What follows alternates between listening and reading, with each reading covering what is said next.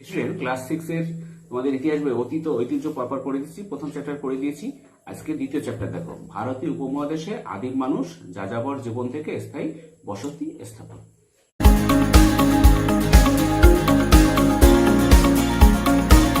দেখো দ্বিতীয় চ্যাপ্টারে পুরোটাই পড়ে দেবো আজকে। স্কুল থেকে দল বেঁধে একদিন চিড়িয়াখানায় যাওয়া হলো।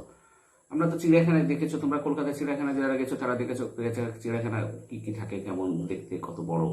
সঙ্গে দিদিমণি ও মাস্টারমশাইরাও ছিলেন। শিবপাঞ্চি দেখে তিতির বলে উঠলো, জানিস মানুষ আগে শিবপাঞ্চির মতোই ছিল। আনোয়ার বলল, শিবপাঞ্জি তো জন্তু, গায়ে বড় বড় লোক, তাছাড়া শিবপাঞ্জি ভালোভাবে দাঁড়াতেই পারে না। সিন্ধু বলল, চল আমরা সবাই দিদিমণিকে জিজ্ঞাসা করি। অরুণ বলল, দিদি মানুষ কি সত্যি একসময় শিবপাঞ্জির মতো ছিল? দিদিমণি বললেন, আজ চিড়িয়াখানা ভালো করে ঘুরে দেখো, কাল ক্লাসে আমরা এই বিষয়ে আলোচনা করবো বা ক্লাসে গিয়ে বলবো আর কি।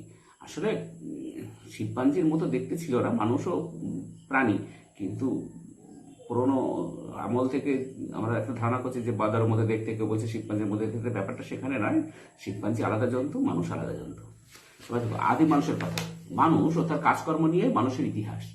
মানুষ আবার একটি বিশেষ প্রাণীও। শরীরের নির্দিষ্ট কতগুলো বৈশিষ্ট্য থেকেই আলাদা করে মানুষকে চেনা যায়। লক্ষ লক্ষ বছর ধরে নানান বদলের মধ্য দিয়ে সেই বৈশিষ্ট্যগুলি তৈরি হয়েছে। দু পায়ে হাঁটা, হাতের ব্যবহার, লম্বা মেরুদণ্ড, এই সবই মানুষের বৈশিষ্ট্য। আর মেরুদণ্ডের উপরে রয়েছে একটি বড় মস্তিষ্ক। এই মস্তিষ্ক মানে ব্রেন হচ্ছে সমস্ত কিছু। মস্তিষ্ক মানুষকে সমস্ত প্রাণীর শ্রেষ্ঠ করে তুলেছে। দেখো হাতি অত বড়, কিন্তু তাকে নিয়ন্ত্রণ করতে পারে মানুষ।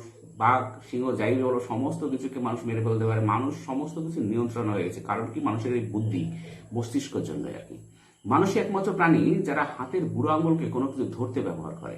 তাছাড়া মানুষের মাথার কলি বড় মস্তিষ্ক ধরে রাখতে পারে। কয়েক লক্ষ বছর ধরে এইসব বদলগুলো মানুষের শরীরে হয়েছিল, একদিনে হয়নি। আস্তে আস্তে আস্তে আস্তে আদিম মানুষ থেকে আমরা বুদ্ধিমান প্রাণীতে পরিণত, এখনকার মানুষ পরিণত হতে তো অনেক সময় লেগে আছে। লক্ষ লক্ষ বছর আগে পৃথিবীর স্থলভাগ ছিল ঘন জঙ্গলে ঢাকা। আফ্রিকা মহাদেশের পূর্ব অংশ তেমনি ঘন জঙ্গল ছিল। সেই জঙ্গল ঘুরে বেড়াতো বিশাল আকারের ভয়ানক সব প্রাণী। গাছে গাছে ছিল নানা ধরনের বা অনেক ধরনের পাখি আর বানর। সেখানে এক ধরনের বড় বানর ছিল, তাদের লেজ ছিল না, এদের বলা হতো এপ। হ্যাঁ, এপ বলা হতো, এপ। অনেকদিন ধরে আস্তে আস্তে আবহাওয়া বদলাতে থাকলো। নানা কারণে গাছপালা থেকে আগে থেকে কমে গেল, গাছে গাছে ঘুরে বেড়ানো কঠিন হয়ে গেল। তাছাড়া আগের মতো সহজে ফলমূলও পাওয়া মুশকিল হয়ে গেল। তারপর এক পদের একদল গভীর জঙ্গলের খোঁজে বেরিয়ে পড়লো। অন্য দলটি খাবার খুঁজতে খুঁজতে মাটিতে নেমে এলো। দুপায়ে দাঁড়াতে চেষ্টা করলো, খাবার সহজে পাওয়া গেল না, তাই খাবার খোঁজা শুরু হলো। এরপর কোনোভাবে দাঁড়াতে পারা মানুষ, সে প্রায় 30 থেকে 40 লক্ষ বছর আগের কথা। এভাবে আস্তে আস্তে এর থেকে আলাদা হয়ে গেল মানুষ পরিবার বা হোমিনিড।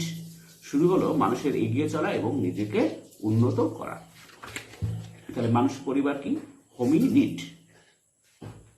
দেখো আদিম মানুষের নানা রকম টুকরো কথা। দেখো আদিম কথার মানে খুব পুরনো বা গোড়ার দিকের, খুব পুরনো সময়ের মানুষ বোঝাতে আদিম মানুষ কথাটা ব্যবহার করা হয়। এখনো পর্যন্ত সবচেয়ে পুরনো আদিম মানুষের খোঁজ পাওয়া গেছে পূর্ব আফ্রিকাতে। আদিম মানুষের মধ্যে নানা রকম ভাগ রয়েছে, মূলত মস্তিষ্কের আকার থেকে সেই ভাগাভাগি হয়ে থাকে আর কি। প্রথমে দেখো অস্ট্রালোপিথেকাস, এর থেকে মানুষ। এরা ছিল আনুমানিক 40 লক্ষ থেকে 30 লক্ষ বছর আগে। এরা দুপায়ে ভর দিয়ে কোনো ক্রমে দাঁড়াতে পারতো। তাকে এখানে খেয়াল করো, 40 থেকে 30 মানে এখানে খ্রিস্টপূর্বাব্দ থেকে আসে, খ্রিস্টাব্দ থেকে আসছে, পিছন থেকে এইভাবে গণনা হয় আর কি। শক্ত বাদাম, শুকনো ফল চিবিয়ে খেত, চোয়ালে ছিল শক্ত সুগঠিত। এরা গাছে ডাল দিয়ে ধাক্কা মারতো, পাথর ছুটতে চেষ্টা করতো। এরপরে দেখো হোমো হাবিলিস মানে দক্ষ মানুষ। এরা ছিল আনুমানিক 26 লক্ষ থেকে 57 লক্ষ বছর আগে। এরা দলবদ্ধভাবে থাকতো, হাঁটতে পারতো। ফলমূলের পাশাপাশি এরা সম্ভবত কাঁচা মাংস খেত। এরাই প্রথম পাথরকে অস্ত্র হিসাবে ব্যবহার করে, একটা পাথর দিয়ে আর একটা পাথরকে জোরে আঘাত করে পাথরের অস্ত্র বানাতো। এরপরে দেখো হোমো ইরেক্টাস মানে সোজা হয়ে দাঁড়াতে পারা মানুষ।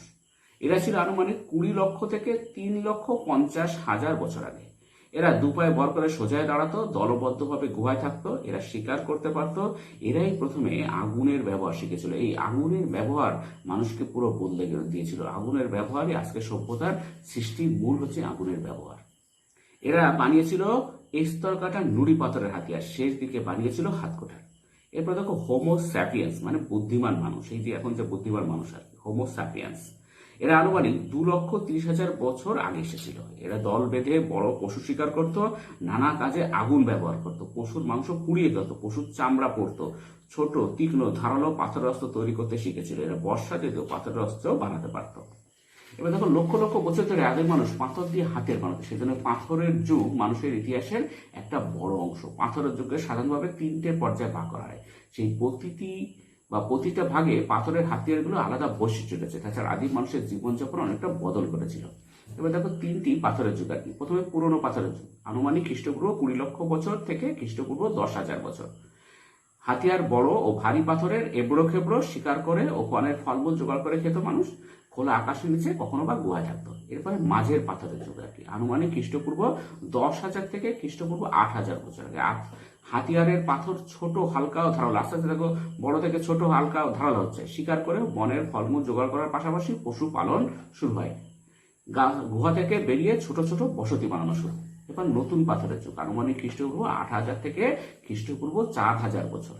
হাতিয়ার অনেক হালকা ও ধারালো, নানা রকম হাতিয়ার, পশুপালন ও কৃষিকাজ শুরু হয়। মাটির পাত্র বানানো শুরু, যাযাবর জীবন ছেড়ে একটা অঞ্চলে স্থায়ী বসতি বানানো। এই যে মানুষ দেখলো বিভিন্ন বীজ, মানে কোনো ফলের বীজ, বিভিন্ন কিছুর বীজ যদি ফেলা হয় সেখানে আবার সেখান থেকে গাছ বের হয়, আবার নতুন ফসল সেখান থেকে পাওয়া যাচ্ছে। এইভাবে মানুষের ধারণা হলো যে নিজেরাই শস্য উৎপাদন করা যায়, তাহলে মানুষ আর যাযাবর জীবন থেকে স্থায়ীভাবে বসবাস শুরু করলো। কৃষিকাজ আবিষ্কার হওয়ার পরেই মানুষ যাযাবর জীবন ত্যাগ করে স্থায়ী অঞ্চলে বসবাস শুরু করলো। আর শুরু করলো কোন অঞ্চলে বসবাস করতে? নদীর তীরবর্তী অঞ্চলে, যেখানে বাস করতে সুবিধা হতো, যাতায়াতের সুবিধা হতো। আগুন ব্যবহার করতে শেখা মানুষের ইতিহাস খুব জরুরি একটা বিষয়। অন্য সব প্রাণী আগুনকে ভয় পায়, প্রাণীদের মধ্যে মানুষই একমাত্র আগুন জ্বালাতেও ব্যবহার করতে পারতো। প্রথম দিকে বনে লাগা আগুন, দাবানল বা অন্যভাবে জ্বলে ওঠা আগুন থেকে তারা দেখতো। প্রথমে তারা বুঝতে পারতো না যে কিভাবে আগুনটা লাগছে, তারা দাবানল দেখতো, হঠাৎ কোনো কারণে আগুন ধরে গেল, সেটা দেখতো আর কি। পরে হয়তো কোনো এক সময় জ্বলন্ত গাছের ডাল এনে গুহার মধ্যে আগুন জ্বালিয়ে রাখতো, নিতে দিত না। এরপর হঠাৎ একদিন আদিম মানুষ আগুন জ্বালাতে শিখেছিল। হয়তো পাথরের হাতিয়ার তৈরি করতে গিয়ে চকমকে জাতীয় পাথরের ঠোকাঠুকিতে হঠাৎ জ্বলে ওঠে আগুন, অথবা কাঠে কাঠে ঘষে আগুন জ্বালিয়েছিল। পাথর দেখবে ঘষলে আস্তে আস্তে সেখানে ফুলকি বের হয়, আগুন, ওইভাবে আগুন জ্বালানো যায় আর কি। এইভাবে হয়তো আগুন জ্বালিয়েছিল তারা। আগুন ব্যবহার করার ফলে বেশ কিছু বদল দেখা যেতে থাকে। একদিকে প্রচন্ড শীতের হাত থেকে মানুষকে বাঁচাতে আগুন, শীতের সময় গাছপালা পুড়িয়ে আগুন থেকে তারা সেক নিয়ে বাঁচত। পাশাপাশি বিভিন্ন জন্তুর আক্রমণ মোকাবেলা করার জন্য আগুনের ব্যবহার শুরু হয়। জন্তুর আগুনকে প্রচন্ড ভয় পায়, আগুন জ্বালিয়ে রাখলে জন্তুর আক্রমণ হতো না, তারা আসতে ভয় পেত। তাছাড়া আগুনের ব্যবহার আদিম মানুষের খাবার অভ্যাসও বদলে দিয়েছিল। এই সময় কাঁচা খাওয়ার বদলে আগুনের ঝলসে খাওয়া শুরু, যে মাংস কাঁচা আগে খেত সেটা খারাপ, যখন আগুনে ঝলসে খাওয়া শুরু করলো তখন সেটা একটু ভালো হতে শুরু করলো। এই সময় কাঁচা খাওয়ার বদলে তারা কি করলো? এই জন্য ঝলসে খাওয়া শুরু করে দিল। ঝলসানো নরম মাংস খেতে তাদের চোয়াল ও দাঁতের জোর কম লাগতো, তাই ধীরে ধীরে চোয়াল শুরু হয়ে এলো, সামনে ধারালো, উঁচু দাঁত ছোট হয়ে গেল, আর নানা রকম বদল হলো চেহারায়। আদিম মানুষের শরীরে জোর বাড়লো, বুদ্ধিরও বিকাশ হলো, আস্তে আস্তে বুদ্ধিমান হলো। এবার দেখো লুসি, টুকরো কথা একটু জানো, লুসি আফ্রিকা মহাদেশের ইথিওপিয়ায় হাদার নামে একটা জায়গা আছে। সেখানে 1974 খ্রিস্টাব্দে একটা অস্ট্রালোপিথেকাসের কঙ্কালের কিছু অংশ পাওয়া গেছে। কঙ্কালটি প্রায় 32 লক্ষ বছর আগের একটি ছোট মেয়ে। কঙ্কালটির নাম দেওয়া হয়েছিল লুসি। লুসির মস্তিষ্ক অন্যান্য প্রাণীর তুলনায় বেশ বড় ছিল, যদিও ধীরে ধীরে আদিম মানুষের মস্তিষ্ক আরো বড় হতে থাকে। দেখো ভারতীয় উপমহাদেশে আদিম মানুষ, হাতিয়ার ও জীবনযাপনের নানা দিক। আফ্রিকা, চীন ও জাভায় খুব পুরনো মানুষের কঙ্কাল ও হাড়গোড়ের খোঁজ পাওয়া যায়। ভারতীয় উপমহাদেশে তত পুরনো মানুষের নজির নেই। সম্ভবত আফ্রিকা থেকে আদিম মানুষ একসময় ভারতীয় উপমহাদেশে এসেছিল। আদিম মানুষের হাড়গোড়ের অল্প নমুনায় উপমহাদেশে পাওয়া যায়, বরং তাদের ব্যবহার করা পুরনো হাতিয়ার বেশ কিছু অঞ্চলে পাওয়া গেছে। সেগুলো থেকে উপমহাদেশে আদিম মানুষের কথা জানতে পারা যায়। এবার দেখো উপমহাদেশে পুরনো পাথরের যুগ। ভারতীয় উপমহাদেশ সব থেকে পুরনো পাথরের অস্ত্র পাওয়া গেছে কাশ্মীরের সোয়ান উপত্যকায়। তাছাড়া পাকিস্তানের পটোয়ার মালভূমিতেও ও হিমাচল প্রদেশের শিবালিক পর্বত অঞ্চলেও পুরনো পাথরের হাতিয়ার পাওয়া গেছে। তাহলে পুরনো পাথরের হাতিয়ার কোথায় কোথায় পাওয়া গেছে যদি প্রশ্ন হয়, তাহলে আমরা পুরনো অস্ত্র বলবো কাশ্মীরের সোয়ান উপত্যকায়, পাকিস্তানের পটোয়ার মালভূমিতে, হিমাচল প্রদেশের শিবালিক পর্বত অঞ্চলে, এইসব জায়গায় পুরনো পাথরের হাতিয়ার পাওয়া গেছে। ওই হাতিয়ারগুলি বেশিরভাগই হতো হাত কোঠার ও চপার জাতীয়। হাতিয়ারগুলির বেশিরভাগ ছিল ভারী ভারী নুড়ি পাথরের তৈরি। হোমো ইরেক্টাস প্রজাতির আদিম মানুষ উপমহাদেশের বিভিন্ন এলাকায় ছড়িয়ে পড়েছিল। কর্ণাটকের হুন্সগি উপত্যকা, রাজস্থানের দিদওয়ানা ও মহারাষ্ট্রের নেভাসাতে তার প্রমাণ রয়েছে। এইসব প্রত্ন কেন্দ্রগুলিতে নানা রকম পাথরের হাতিয়ার পাওয়া গেছে। মধ্যপ্রদেশের নর্মদা উপত্যকায় 1,30,000 বছরের বেশি আগের মানুষের মাথার খুলি পাওয়া গেছে। ভারী নিরেট পাথরের হাতকোটার যারা ব্যবহার করত তারা খাবার জোগাড় করত, নিজেদের খাবার তারা নিজেরা বানাতে পারতো না, পশুপালনও তাদের জানা ছিল না, শিকার করে ও ফলমূল জোগাড় করে তারা পেট ভরাতো। ফলে নানান জায়গায় ঘুরে ঘুরে দিন কাটতে হতো, যারা প্রথম দিকে আর কি। সেই যাযাবর জীবনের পাকাপাকি অঞ্চলে বসতি গড়ে তোলেনি আদিম মানুষ। কিছু সময় থাকার জন্য তারা বেছে নিত কোনো প্রাকৃতিক গুহা, তা না পেলে খোলা আকাশের নিচে দিন কাটত। পুরনো পাথরের যুগে আদিম মানুষের জীবন বেশ কঠিন ও কষ্টের। দল বেঁধে তারা পশু শিকার করত, মিলেমিশে খাবার ভাগ করে খেত, প্রচন্ড ঠান্ডা থেকে বাঁচতে পশুর চামড়া, গাছের ছাল পড়তো। আদিম মানুষ তখনও পোশাক তৈরি করতে শেখেনি। উপমহাদেশের কয়েকটি অংশে তেমন পুরনো গুহা বসতির নজির রয়েছে, যেমন উত্তর পশ্চিম পাকিস্তানের সাংঘাও, কর্ণাটকের কুর্নুল ও মধ্যপ্রদেশের ভীমবেটকা। এবার এরকম মধ্যপ্রদেশের ভীমবেটকা সম্পর্কে জানো? মধ্যপ্রদেশের ভোপাল থেকে কিছুটা দূরে বিন্ধ্য পর্বতের গা ঘেঁষে নির্জন জঙ্গল, সেখানে 1957 খ্রিস্টাব্দে ভীমবেটকায় বেশ কিছু গুহার খোঁজ পাওয়া যায়। ওই গুহাগুলিতে পুরাতন পাথরের যুগ থেকে আদিম মানুষেরা থাকতে শুরু করে। গুহার দেয়ালে তাদের আঁকা ছবি পাওয়া গেছে, প্রায় সবই শিকারের দৃশ্য, নানা রকম বন্য পশুর ছবি রয়েছে। তাছাড়া পাখি, মাছ, কাঠবিড়ালির মতো প্রাণীর ছবিও দেখা যায়। এছাড়া দেখা যায় মানুষ একা অথবা দল বেঁধে শিকার করছে, তাদের কারো কারো মুখে মুখোশ, হাতে পায়ে গয়না, অনেক সময় মানুষের সঙ্গে কুকুরকে দেখা যায়। ছবিগুলোতে সবুজ ও হলুদ রঙের ব্যবহার হলেও বেশি দেখা যায় সাদা এবং লাল রং। এবার দেখো হুঁসগি উপত্যকা। কর্ণাটকের গুলবর্গা জেলার উত্তর পশ্চিমে হুঁসগি উপত্যকায় ইসামপুর গ্রাম, তার পাশ দিয়ে বয়ে গেছে কতটা কাকটা হালদা খাল। 1983 খ্রিস্টাব্দে মাটি খুঁড়ে সেখানে পুরনো পাথরের যুগের হাতিয়ার পাওয়া গেছে। ওইগুলি আজ থেকে প্রায় 5 থেকে 6 লক্ষ বছর আগেকার। এর বেশিরভাগই হাতকুড়ুল, সোরা, চাঁচুনি জাতীয়। অনেকের মতে হুঁসগিতে পাথরের হাতিয়ার তৈরি হতো। খালের জল, নানা রকম বন্য জন্তু ও গাছপালা ওই অঞ্চলে ছিল। সম্ভবত সেই জন্য ওই জায়গাটা বেছে নিয়েছিল আদিম মানুষ, যেখানে তাদের সুবিধা হতো সেরকম জায়গায় তারা বেছে নিত আর কি আদিম মানুষের। এবার দেখো পাথরের হাতিয়ার তৈরির পদ্ধতি খুব ধীরে ধীরে বদলে যাচ্ছিল। হাতিয়ারগুলো আস্তে আস্তে হালকা, ছোট, ধারালো হচ্ছে। আগে বড় পাথর ছিল, তারপর আস্তে আস্তে সেগুলো আর একটু উন্নত হতে শুরু করলো, হালকা হতে শুরু করলো। বড় পাথর, ভারী পাথর ফেলতে অসুবিধা, হালকা, ছোট, ধারালো হতে শুরু করলো। একটা বড় পাথরের গায়ে আঘাত করে তার কোনাচে অংশগুলো বের করা হতো। সেই হালকা, ছোট, কোনাচে অংশগুলো হাতিয়ার হিসেবে ব্যবহার করা হতো। তার ফলে ভারী নুড়ি পাথরের হাতিয়ারের ব্যবহার কমতে থাকে। পাথরের হাতিয়ার বানানো কৌশলের এই তফাৎ দিয়ে পুরনো পাথরের যুগের বিভিন্ন পর্বকে আলাদা করা হয়। পুরনো পাথরের যুগের এই মাঝের পর্বে ছুরি ছিল একটা প্রধান হাতিয়ার। পুরনো পাথরের যুগের শেষ পর্ব পর্যন্ত ওই জাতীয় ছুরির ব্যবহার হতো। এবার দেখো একটু টুকরো কথায় টরো বা টেরোটারো যা উচ্চারণ করো। ইউরোপের স্পেনে একটি পাহাড়ি এলাকা হলো আলতামিরা। সেখানে কয়েকটি প্রাচীন গুহার খোঁজ পাওয়া যায়। এক প্রত্নতাত্ত্বিক তার ছোট মেয়েকে নিয়ে গুহাগুলো দেখতে গিয়েছিলেন। তার হাতে ছিল একটা আলো। হঠাৎ পেটে চিৎকার করে উঠল টেরো, অর্থাৎ ষাঁড়। দেখা গেল গুহার ছাদে বিশাল বড় একটি ষাঁড়ের ছবি, প্রায় 50 থেকে 30,000 বছর আগেকার গুহাবাসের মানুষের আঁকা। এবার তো উপমহাদেশের মাঝের পাথরের যুগ কেমন ছিল। এরপর মাঝের পাথরের যুগ আরো উন্নত হাতিয়ার বানানো হতে থাকে। এই সময় ছুরিগুলো আগের থেকে অনেক বেশি ধারালো, ছোট হয়ে গেছিল, তাই সেগুলো ছোট পাথরের হাতিয়ার বলা হয়। আনুমানিক খ্রিস্টপূর্ব 10,000 অব্দ নাগাদ উপমহাদেশের আবহাওয়া গরম হতে শুরু করে। ফলে আগের থেকে গরম আবহাওয়া মানুষের থাকার জন্য বেশ ভালো পরিবেশ তৈরি করেছিল। মাঝের পাথরের যুগে ছোট হাতিয়ারগুলি গাছের ডালের সঙ্গে জুড়ে বা গেঁথে নেওয়া হতো, তার ফলে হাতিয়ার ধরতে সুবিধা হতো। উত্তরপ্রদেশের মহাদহা, মধ্যপ্রদেশের আদমগড় প্রভৃতি অঞ্চলে ওই যুগের মানুষের হাতিয়ার পাওয়া গেছে। উত্তরপ্রদেশের সরাই নহর রাইতে দুদিকে ধারালো ছুরি পাওয়া গেছে। তাছাড়া হাড়ের তৈরি তীরের ফলাও দেখা গেছে আর কি। বিভিন্ন রকম বন্য পশুর হাড় সেখানে রয়েছে। পশুর মাংস ঝলসানোর জন্য আগুনের ব্যবহার করা হতো। ভেড়া বা ছাগল জাতীয় কোনো পশুর হাড় পাওয়া যায়নি। তার থেকে মনে হয় আদিম মানুষ তখনও শিকারী ছিল। সরাই নহর রাইতে জাতার মতো যন্ত্র দেখা গেছে। শস্য দানা গুঁড়ো করতে জাতা ব্যবহার হতো। তবে সরাই নহর রায়ের মানুষ বনের শস্য এনে জাঁতায় পিষে নিত। তারা কিন্তু খাদ্যশস্য উৎপাদন করতে পারত না। ওই প্রত্নক্ষেত্রে আদিম মানুষের সমাধি ও কঙ্কাল পাওয়া গেছে।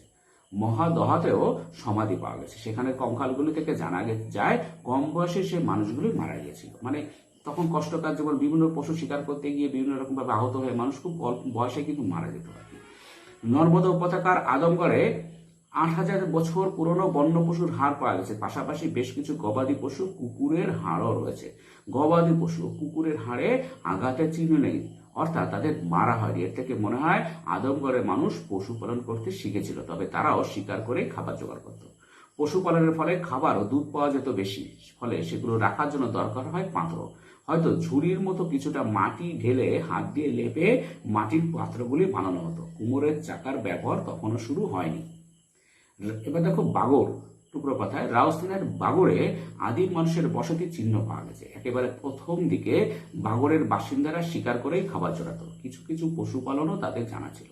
বাগরে অনেকগুলি পশুর হাড় পাওয়া গেছে, সেগুলো থেকে অনুমান করা হয় পরের দিকে গৃহপালিত পশুর সংখ্যা বেড়েছিল, পাশাপাশি কমতে থাকে শিকার করা পশুর সংখ্যা। অর্থাৎ বাগরের মানুষ ধীরে ধীরে গৃহপালিত পশুর গুরুত্ব বুঝতে পেরেছিল। সেভাবে দেখলে বাগরের শিকার ও পশুপালন দুই চলতো। শিকার, তারা দেখলো যে শিকার করা সবসময় পশু ঠিকমতো পাওয়া যায় না, যদি গৃহপালিত পশু পোষা যায় তখন কিন্তু সুবিধা, যখন দরকার তখন খাবারও খাওয়া, সেগুলোকে শিকার করা দরকার না, সেগুলোকে মেরে খাবারও জোগাড় হতো এবং তার উৎপাদনও বাড়তো, তার পরিমাণও বাড়তো আর কি। এবার তো উপমহাদেশের নতুন পাথরের যুগ। আদিম মানুষের ইতিহাসে নতুন পাথরের যুগ অনেক দিন থেকেই নতুন ছিল, অনেক দিক থেকেই নতুন আর কি। পাথরের হাতিয়ার বানানোর কৌশল অনেক উন্নত হয়েছিল, নানান রকম পাথরের হাতিয়ার তৈরি করা শুরু হয়েছে, পাশাপাশি ছোট পাথরের হাতিয়ারও এই সময় ব্যবহার করা হতো। এই পর্যায়ে প্রথম আদিম মানুষ কৃষিকাজ শেখে। তাহলে এই যে কৃষিকাজ কখন শেখে? নতুন পাথরের যুগে মানুষ কৃষিকাজ শেখে। ফলে তারা নিজেরা নিজেদের খাদ্য উৎপাদন শুরু করে। নতুন পাথরের যুগে শিকার করতে বা পশু চড়াতে ছেলেরা দল বেঁধে যেত, মেয়েরা বাচ্চাদের দেখাশোনা করত, ফলমূল জোগাড় করতো। এইভাবে এক সময় গাছপালা দেখতে দেখতে মেয়েরা বুঝতে পারলো কিভাবে বীজ থেকে চারা গাছ হয়, চারা গাছ থেকে বড় গাছ। তখন শুধু খাবার খোঁজা নয়, খাবার তৈরি করতে পারলো তারা, মানে কৃষিকাজ শিখলো, মানুষ শিখলো কৃষিকাজ। কৃষিকাজ শুরু হওয়ার ফলে কৃষি অঞ্চলে স্থায়ী বসতি বানিয়ে থাকতে শুরু করে মানুষ। চাষের সঙ্গে যুক্ত হয় বাঁশ বা থাকা, সেই জন্য বলছে চাষবাস। এই চাষবাস মানে কি? চাষ করছে আর তার সাথে বাঁশ হচ্ছে, মানে থাকছে। তাহলে একসাথে তারা আদিম একটা জায়গায় মানে থাকতে শুরু করলো। তারা বিভিন্ন জায়গায় ঘুরে না বেরিয়ে একটা জায়গায় যখন শুরু করলো, সেজন্য বলছে চাষবাস। চাষবাস কথাটা আজও ব্যবহার হয়। তার থেকে ক্ষেতের পাশে বসতি বানানোর গুরুত্ব বোঝা যায়। শিকার ও পশুপালন জন্য মানুষকে নানান জায়গায় ঘুরে বেড়াতে হতো। কৃষিকাজ শুরু করার পরে সেই ঘোরাঘুরি বন্ধ হয়। তাছাড়া কৃষিকাজ খাদ্য উৎপাদন নিশ্চিত করে, শিকারের মতো তা অনিশ্চিত নয়। ফলে যাযাবার মানুষ ধীরে ধীরে কৃষি ও স্থায়ী বসতির দিকে যেতে থাকে। আগে শিকার করতে বিভিন্ন জায়গায় যাযাবর ঘুরে বেড়াতো, সেখানে খাবারও ঠিকমতো পাওয়া সম্ভব ছিল না, অনেক সময় পাওয়া যেত না। তাহলে যখন মানুষ যাযাবর জীবন ছেড়ে যখন কৃষিকাজ শিখলো, তখন স্থায়ীভাবে একটা জায়গায় বসবাস শুরু করলো আর তাদের চাষবাসও শুরু করলো। চাষ করার ফলে পশুপালনও সহজ হয়ে গেল। অঢেল খড় বিচালি গবাদি পশুর সংখ্যা বেড়ে গেল। শিকার ও পশুপালন করে যা পাওয়া যেত তা গোষ্ঠীর সবাই ভাগ করে নিত। তাই সেই সমাজে ভেদাভেদ বিশেষ ছিল না। তুলনায় কৃষি সমাজ অনেক বেশি জটিল। সেই সমাজে জমি ও ফসলের সমান ভাগাভাগি ছিল না। পাশাপাশি কৃষিতে বাড়তি ফসল ফলানো যেত, তাই সবাইকে নিজেদের পেট ভরানোর জন্য নিজেদের চাষ করতে হতো না। ফলে কৃষির বদলে অনেকেই কারিগর অন্যান্য কাজ করতে থাকে। চাষের কাজে বিভিন্ন যন্ত্রপাতির প্রয়োজন হতো, পাথর ও কাঠ দিয়ে সেগুলো বানাতো কারিগরেরা। ফলে ক্রমশ আদিম মানুষের সমাজ থেকে জটিল ও উন্নত সমাজ ব্যবস্থা দেখা দেয়। এভাবে ভেবে দেখো, মানুষের চেয়ে অনেক প্রাণী শক্তি অনেক বেশি, অথচ সেই শক্তিশালী প্রাণীরা অনেকে এক সময় হারিয়ে গেছে। তোমরাও ডাইনোসরের কথা জেনেছো, কিন্তু মানুষ আজও টিকে আছে। অন্য প্রাণীদের থেকে মানুষ উন্নতিও করেছে। এখন প্রশ্ন হচ্ছে, এই টিকে থাকা উন্নতি করা সম্ভব কিভাবে আর কি? তার জন্য অনেকটা দায়ী মানুষের সংস্কৃতি। সংস্কৃতি বলতে এমনিতে নাচ গান পোশাক শিল্প সাহিত্য বোঝায়, কিন্তু সংস্কৃতি কথাটার আরেকটা দিক রয়েছে, সেটা হচ্ছে খাওয়া ঘুম, এসব মানুষের শরীরের দরকার হয়। তার বাইরে নানান কাজকর্ম করে মানুষ, সেই সব কাজকর্ম কিন্তু মানুষের সংস্কৃতির অংশ।